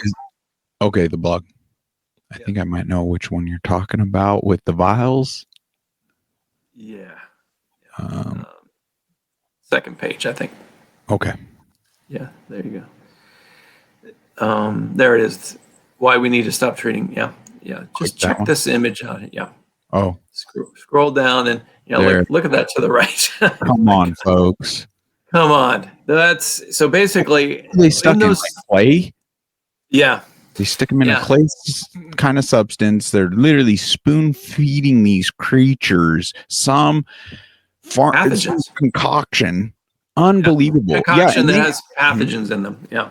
So it's a collection of pathogens. Announced in that book, Bitten, all the experiments they were doing on fleas, mosquitoes, flies, also ticks. Right. Like real historical bioweapons experiments that took place with the whole slew of these type of insects. Unbelievable. It's documented. There were real programs that were rolled out. So, not to just mention, like, Lyme disease itself is the most patented disease known to man prior to the pandemic. I haven't stacked it up to this whole COVID hoax. However, it's insanely patented. And one of my Lyme literate doctors even spoke out on the DNA sequencing of this. He's like, there's nothing that parallels Lyme. Its DNA is in the hundreds. In all your other typical colds, flus, all this, it's like 10 or 20. It's not even comparable as to how involved this disease is itself. There's a lot that's gone into it. So there's so many indicators. We don't have to be the rocket scientist ourselves. Just the book Bitten is enough for me, plus all the other documentaries that have come out and information that's available on these. The quiet epidemic goes into it pretty well. So here's an interesting thing about the quiet epidemic. It was put together by I can't remember. There's two directors. One I know very well. Her name is Lindsay Keys, and Lindsay was the fourth patient we ever helped through the TikTok Foundation. So she's one of the co-directors of the quiet epidemic. Quiet epidemic goes down the rabbit hole a little bit about how this is bioengineered disease, and that's why it's so difficult to treat. So when you've got a disease that's been weaponized to fight against antibiotics, how effective do you think the antibiotics are going to be? So, but here's I want to also put a huge asterisk on that. Yes. And the doctors Cowden has said this as well. If you basically can take antibiotics within the first 60 days of finding the tick on you or whatever. In my case, it was a spider. Within the first 60 days, you do 4 to 6 weeks of antibiotics. You won't go into chronic Lyme. It'll stop it. So it stops. Chris Newby goes down the rabbit hole on this in her book. She says it stops the rickettsials from turning into chronic illness. So yes, that's when you want antibiotics. You want antibiotics within the first 60 days of being infected. Great, do it. But after that, antibiotics will just aggravate. It's like pouring gasoline on a fire. So that's why on your webpage, where also tied into that big vat picture, has the phrase, why we need to stop treating Lyme disease like a typical infectious disease, like a natural disease. I believe really acknowledging that aspect to it and honing in. I mean, my gosh, through transparency, who's to say that could be the very quickest way to really uncovering the true proper diagnosing tools we need and the treatments, like just knocking this out dead in its tracks. Now, now it actually makes sense why the CDC fought back on even the labeling of this disease and the epidemic being chronic. Right now, it makes sense why, like cancer 20, 30 years ago, Lyme isn't getting the proper recognition in the medical industry when it's clearly a big issue and running rampant. And it's now you're actually finding more nefarious intent. Like now it actually makes sense why they're so reluctant and they're fighting in every freaking corner they can to hinder the funding and awareness and things to that nature. So it just makes sense. It starts to make sense. And you're like, oh my God, we're actually against, there needs to be a restructuring. So even more important than honing in and helping create the solutions we need as, let's say, negatively impacted individuals that are suffering, it also brings up a whole other layer that is crucial or pillar we need to stand up. Because I view, yes, this aspect of healing on an individual level is important and crucial, especially for those that their lives are very threatened. But if we only focused on this pillar, we're forever dogs chasing its tail based on symptoms and suffering. We need to stand this pillar up simultaneously. And I think in the long term, this pillar is actually more important than the symptom-based, because this we can actually address futuristically other things from happening and being rolled out. Otherwise, like who's to say, okay, cute. Now we figured out and solved the Lyme puzzle. well, Lyme 2.0 could be now erected where this is irrelevant and we're back to chasing our tails fighting symptoms. We got to stop this from freaking happening and funding it ourselves without even knowing what we're funding. Biological warfare is no freaking joke. And you can see with the scam pandemic, with COVID, like that's just the beginning. It would be great to see the masses actually wake up. I get it's an inconvenient truth to acknowledge, but what's more convenient for us, to ignore the elephant in the room or start properly addressing that to secure our health and our futures? Like it's a very important aspect. So I would love to dive deeper with you or any individual willing to have that conversation, kind of hone in on actual solutions. Have you come across anything that's helping moving the needle in a positive direction for bringing this more so to light, or with our officials? What have you found that could help? Any tools in regards to, we've been covering this pillar pretty decently in regards to this other one? Yeah, well, the old saying is, if you got a broken system, it takes a lot more money to fix a broken system than it does to create a new one. I like that. So the system's broken on purpose. Okay.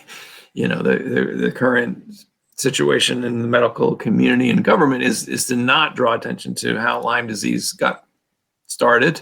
Mm-hmm. And in a lot of ways, they made it really difficult to diagnose.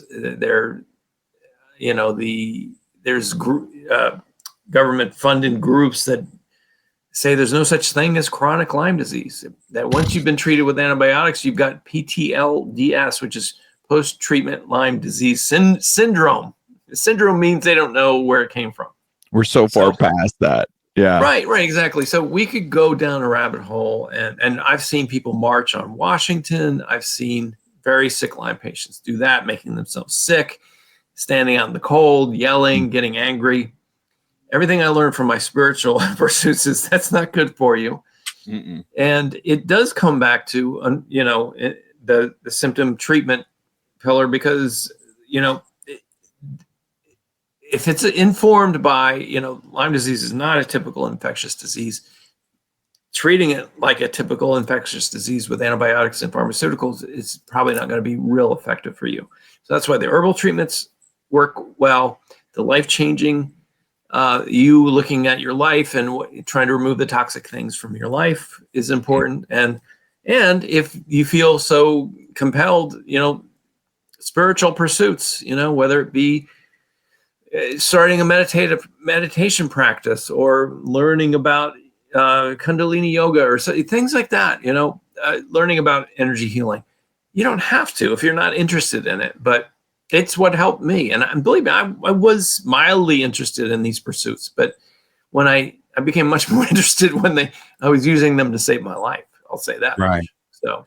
We're such visual creatures, and it just hit me. What more proof do you need visually than this? I believe, and it would be cool to verify, I believe this is an old picture dating back to Lab 257, aka Plum Island, and the tests that's in Chris Newby's book. That's from Willy Bergdorfer. That was that's actually from the 1960s, 1970s. Yeah. So the actual lab itself, the point I want to make here, folks, is this imagery here isn't something someone created in their backyard. This is a legitimate facility. Okay. This bat here. And that is called the 8-ball. And that is, I don't know if it's still in Plum Island, but that is a well-known 8-ball, or they call it the 8-ball. It's a chamber that they tested pathogens on animals. Wow. So this really exists. Like, there's nothing conspiratorial about this. Like, there's a documentary, another well-known documentary called Behind the 8-Ball. And I talked to the creator of that. He's the one who gave a lot of information to Chris Newby for her book. Wow. So it all comes around. Yeah. Well, to really sit and absorb, I mean, just to fight that programming we've all been spoon fed. Like, let's not shoot ourselves in the foot and actually come to a true realization, the reality of the world we live in today. It's to our detriment if we want to bury our heads in the sand, not come to. And this right here says it all. That no one created this imagery in their backyard, in their own garage, on their own time to stand up a conspiracy just to face all this flack in this life. You know what I'm saying? Like, it's a real thing that's happened that is all documented. We've been doing these type of experiments as a country, as a military, as weapons contractors. It's Lockheed Martin, Raytheon, all that. It's wild what's actually taking place. I know it's not necessarily a convenient truth, and we'd rather live in a world where this wasn't taking place, but darn it, it is happening. So the only way to gain the world we would desire is to acknowledge and address this. And the only way we can really see that day into fruition is through uniting and caring enough. I find it very delusional, especially on the coattails of the COVID-19 pandemic, is to just ignore it, sweep it all under the rug, and go back to a life of normalcy without addressing that, everything that took place. So it's kind of cool to see Lyme come back into the spotlight due to all of that. There's been a lot of positive momentum. I hope that it just continually ramps up, right? Just, you and I know too many need that, and so many need it that don't even know Lyme being the origins of the symptoms they're suffering with. Like it. Invita, guys, call Invita right here, Scottsdale, Arizona. They originated as a cancer clinic, and they started onboarding Lyme over the last decade or so. When they started understanding Lyme more and how it causes inflammation in the body and suppresses the immune system, they're like, isn't that the perfect grounds for cancer? Isn't that the perfect grounds for all these other disease and illness? Could this potentially be the actual root of so many of these other issues that are ramping up in our society? So they started testing their cancer patients randomly for Lyme. Over 74% of their cancer patients tested positive for Lyme disease. What does that tell you? If we ran that study nationally or worldwide and it yielded anything even remotely close to that, then now hypothetically, we could potentially eradicate 74% of futuristic cancers just by honing in on this alone. That is so revolutionary. That's just cancer based. What about MS? What about all the other chronic illnesses ailing our society today? There's a reason why these big institutions are putting big funds to shut this down and program and brainwash the masses from honing in on the root of the dang issue. So I hope this charges people up to take their roles, their responsibility on behalf of their loved ones. Let's stop even projecting as though we loved our loved ones and clean up the actual environment we live in. So I digress. I just get very passionate. I'd love to see that day. It's nice to be hopeful, but yet realistic with the impact we could have. And that's where the only way I see really addressing these things is through a collective, people actually getting engaged. And the most simple call to action I view is tuning into this episode, tuning into this podcast, checking out everything Gregg here has put together for us and the contacts and connections and doctors he's teamed up with, sharing messages like this with the world and being like, just that's a minimum step. Like, you could do it in under 20 seconds. Click, share, post on the social media. I appreciate you. Any lengths you're willing to go. I'm just so grateful. Any other calls to action? What about burning desires? I mean, let's try to wrap this up under the 2-hour mark. So I'm so appreciative as to how gracious you've been with your time here today, Gregg. Any burning desires, other calls to action that you feel would be effective in this regard? Both. I mean, let's dive into any of the pillars. Yeah. donate, donate to the TikTok Foundation. I mean, that's really the best thing I can think of. We need some funds to keep people on treatment. We get discounts for them, TikTok Foundation, click on the donate. There you go, right there.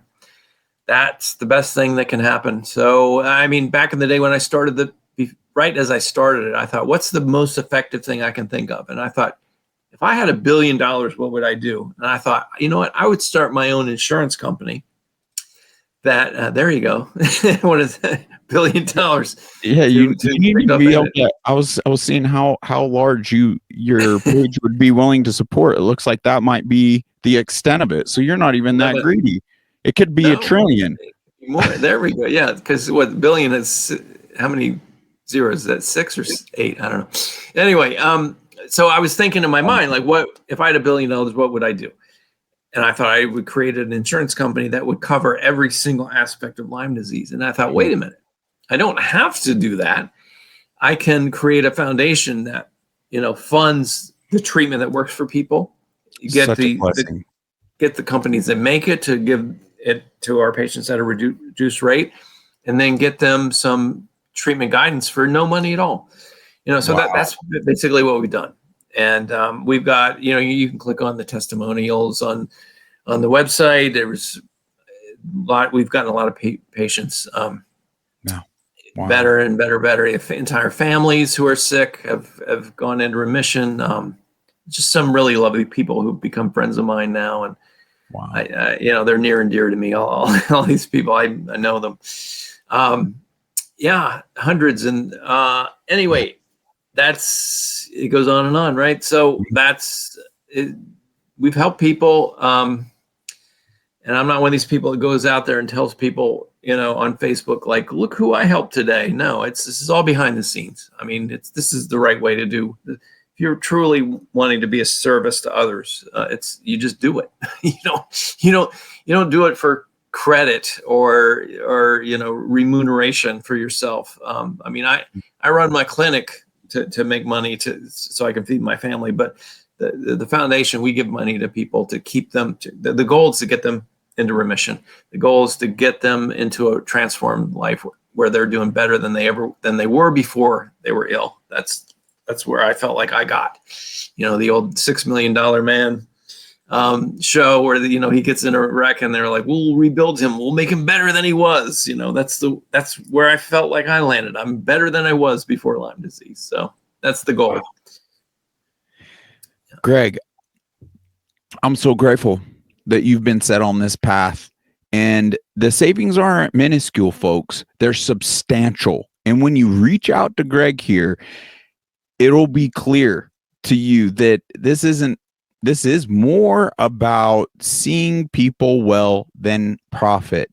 This is one of the solutions we desperately have been looking for and need. So be sure to reach out to this man, ask whatever questions. I mean, I'd imagine you even have some recommendations that those four doctors now you feel good about that could lead people in to proper diagnosing even. Yeah. So we don't provide funding for testing, but just recently in the past 6 months, we have partnered with another organization that helps fund the testing. So we can point you in the right direction. I mean, we make friends all around the world. We have begun supporting people in Europe. We started off as being just totally U.S. based, but because they can ship Cellcore and the Cowden protocol to other countries, we've got patients. I talked to a patient in Ukraine. So his family got sick in a park in Ukraine, crazy. So anyway, we're helping people mainly in the U.S., but all around the world now. So it's.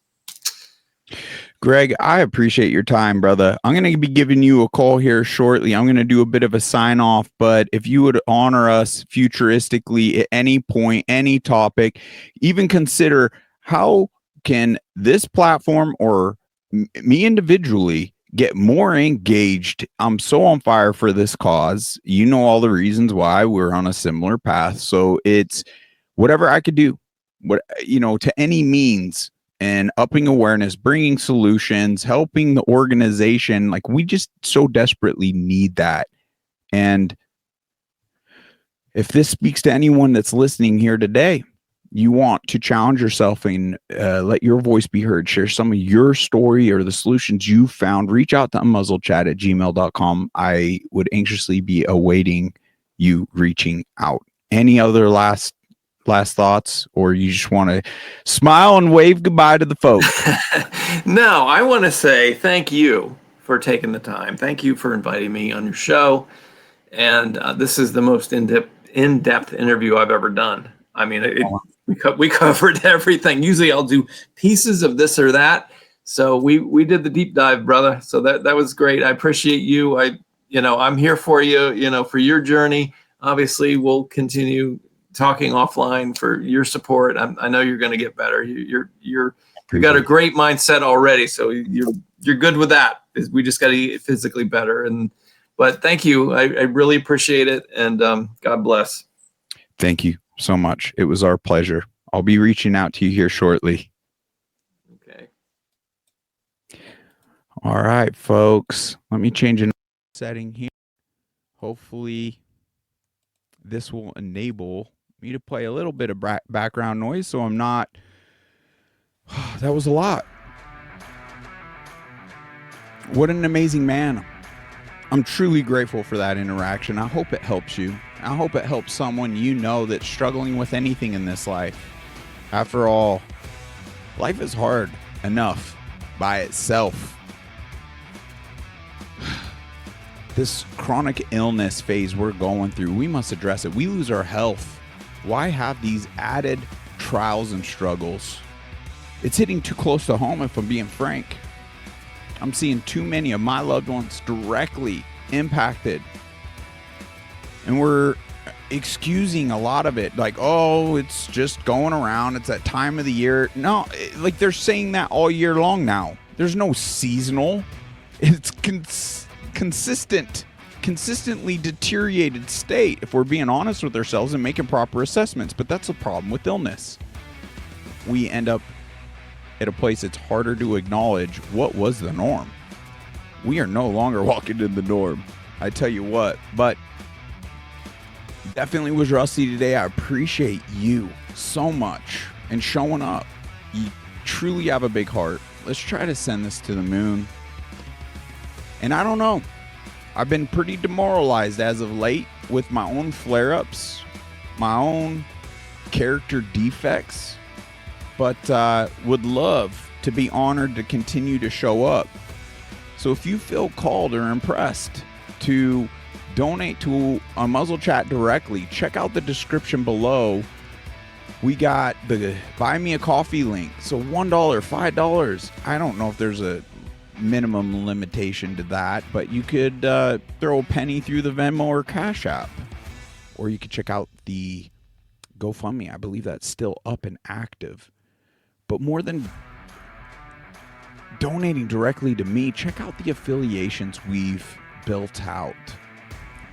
Very excited about Bioptimizers, that product, the Roots brand that we recently had an episode with Jill and Wendy. More solutions, but also the call to action. If we stop funding our stinking enemies, that would have a very drastic impact on the world we live in. So check out Patriot Mobile. What are we waiting for? It's interesting. It's like pulling teeth to have people take action that's going to benefit them and secure our future. It's like, what?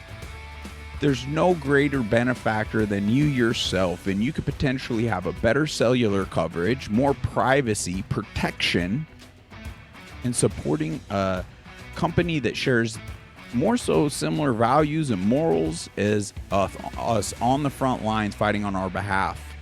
I do believe we have more challenging days ahead. Be sure to check out EMP Shield. They're still offering $50 off every single product we order through them. I am so grateful for that affiliation.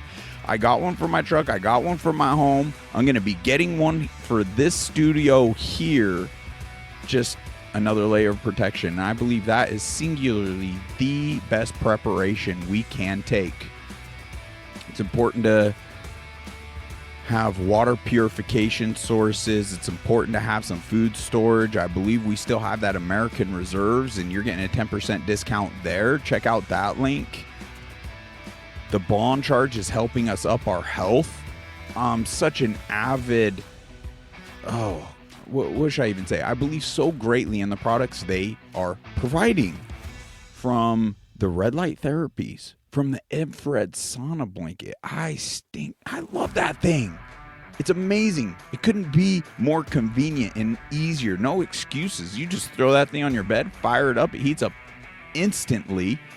Put a thin layer of clothing on that pretty much ends up dedicated. I'm not going to lie, because this draws out in more depth than your typical sauna. Check it out for yourself.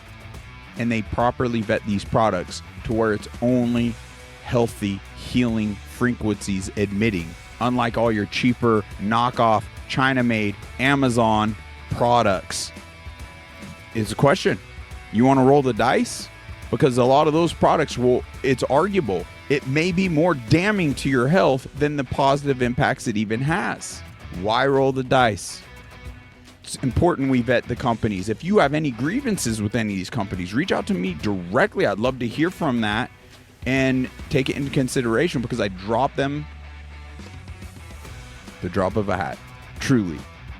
But from everything I've looked into, it's amazing. Be sure to check out, if you're in Arizona, Unchained Wellness Clinic or Pure Benefits Aesthetics and Wellness. Time to get some freedom merch, folks. We're walking billboards. Why support a corrupt freaking checkmark or all these other corrupt brands that clearly started joining the woke movements, the DEI, all that shenanigans, when we can support true patriots that have served our country, like Black Eagle Apparel, and Alex is still offering us 10% off. Go in, check it out. You could get exclusively the Unmuzzled Chat tee. I love y'all. I hope to be more effective and have amazing guests and bring more solutions to light and build momentum together. God bless you. And until next time, take care.